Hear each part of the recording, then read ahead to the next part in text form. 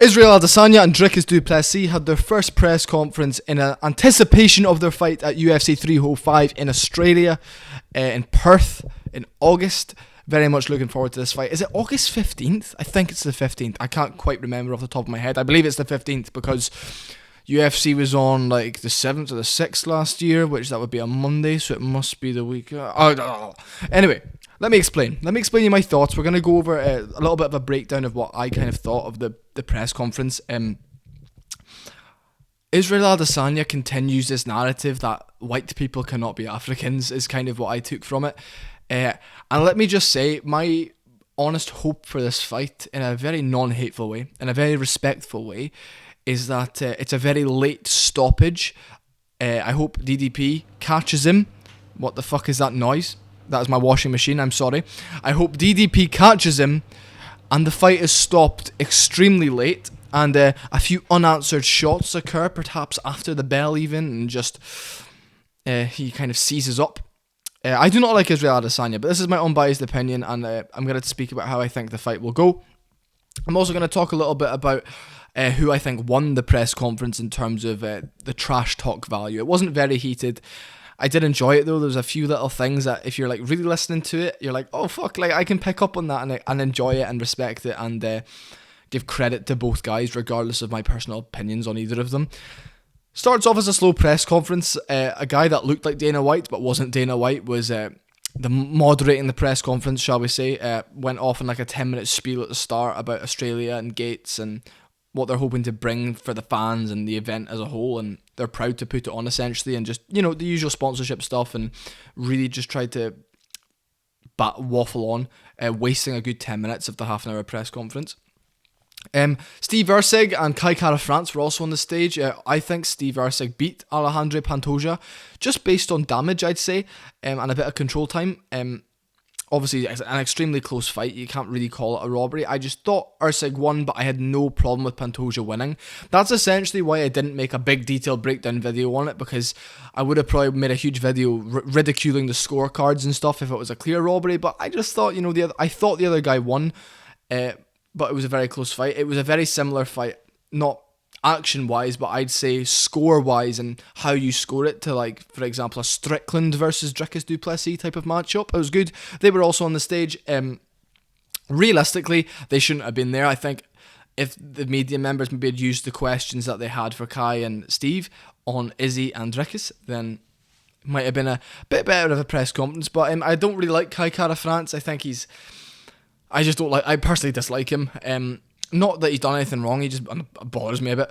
And I like Steve Erceg. You know, he's just like a tiny little midget who I think should be the world champion. That's, I think, why I like him. Not necessarily because he brings anything to the table, just because I think he should be the champion of the world at the moment.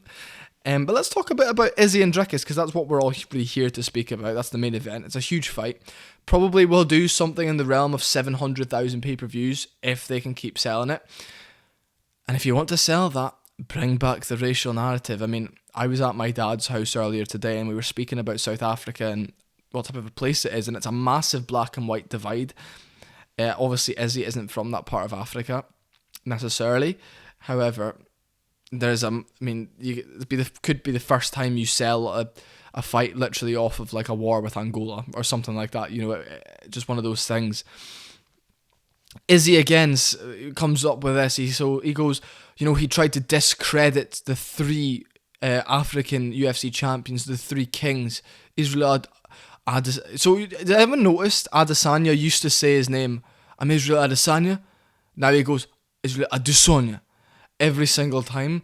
The accent comes out. Ooh, they do da da. The accent comes out every time he tries portraying he's from another part of the world. First it was New Zealand, then back to Nigeria, then he was the China man, you know, saying he fights for China and only China now, and now he's back to saying he's now fully now. Like, listen to your accent, bud. Like the thing was, he started saying that Dricus was discrediting him, and Dricus Du Plessis literally comes back and says, that is incorrect.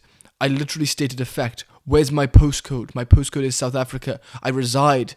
He loves the word resides, Dricus, so he does. I reside in South Africa. That's all it was. Dricus Du Plessis was stating facts. He's the first fighter to fight out of Africa and win a belt out of Africa. Leon Edwards said the same thing about Michael Bisping, and Michael Bisping literally sat back and went, yeah, that's true actually, I was training in the US, but I'm still English and won the title. Bisping was like, yeah, I'm still English and won the title, so it's fine. I can bring the belt back to England, but yeah, I was training in a different country at the time. But it's because Izzy is really insecure, I feel. He's such an insecure little man, and he brings it back to this whole thing of, oh, is he trying to say that I'm not a proper black man? And I think that's literally what it is, and don't get angry at me for saying that. I think he's making it about skin colour because he can't get out of this thing of like, fuck, you know what, maybe he's right, but now I don't want to be seen as this Kiwi. Now I want to be seen as this one of the 3 Nigerian kings. Francis Ngannou is so African. He's Nigerian and he looks, or is it Cameroon or somewhere, I'm so sorry if I'm mistaken that, Cameroon, or I believe it could be Cameroon. I haven't really scrubbed up on my Ngannou knowledge since he fought Joshua. Obviously you guys have seen the videos I made on Ngannou and stuff, massive respect to him. But have you noticed how Usman and Ngannou don't really chime in on this? It's because they're not insecure of who they are. They know, look, I'm Nigerian, but I do train in America, and I do train in France, and I have a French accent, and I have an American accent, but that does not mean I'm not Nigerian roots. I have Nigerian roots. I'm a Nigerian man who has won the belt, but I live in America. They're normal people. Izzy has this thing of like, oh, I'm Adesanya. I'm going to put on the accent now. I'm going to say, you know, this man questioned if I was African. Look at my skin colour. Look at my skin colour. Look at the colour of my skin. It's like, I really don't understand.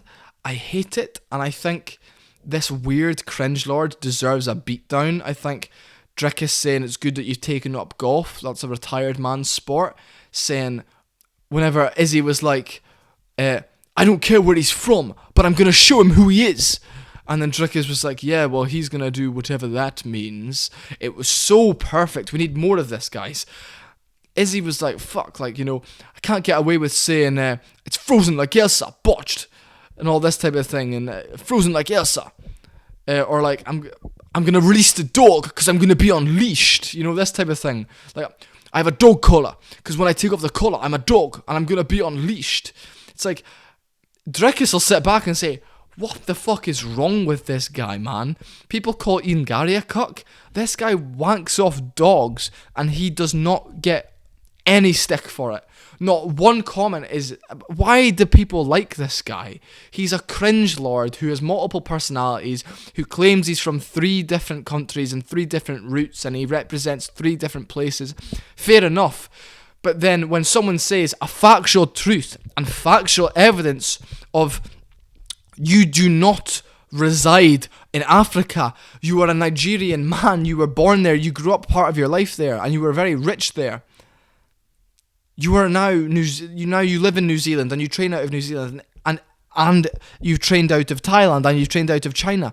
You have never once settled down for a few months in Nigeria and trained, so you cannot give any of your combat sports or mixed martial arts respect to Nigeria. You can give it all back and say, this is my homeland, this is my roots, I'm a Nigerian born champion. You can be proud of that.